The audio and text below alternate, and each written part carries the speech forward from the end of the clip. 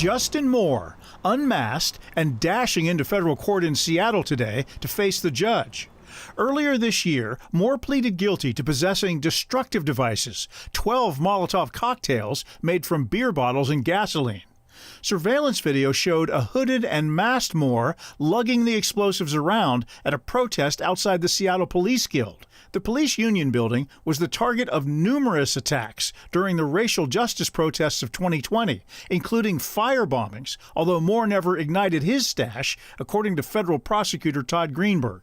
Possessing explosive devices is a serious crime, but when you're doing that and then using as cover, essentially, a lawful protest, that is what made these crimes so particularly serious. Prosecutors say Moore coordinated with Jacob Greenberg, who notoriously smashed a Seattle police officer in the head with a baseball bat and has already been sentenced to 5 years, and Danielle McMillan, an East Side realtor. These were very difficult cases to solve. It really came down to evidence of identity.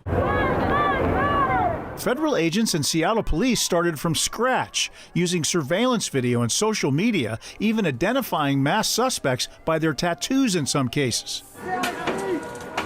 Antifa and Black Lives Matter were sometimes blamed for the violence, but after 12 federal prosecutions, authorities saw no evidence of large-scale organization. There was not one large group dictating all of this activity.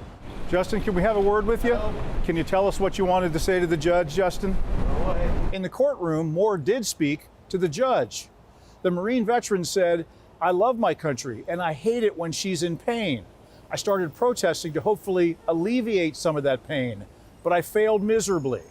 I'm deeply sorry." But, noting that Moore participated in an attack and vandalism on a Starbucks store months later, the judge sentenced him to 40 months, more than 3 years in federal prison. Chris Ingalls, King 5 News. In addition to the federal cases, there were more than 60 protest-related felony cases filed in King County Court. Almost all have been resolved, except for 10 fugitives who are wanted by warrant.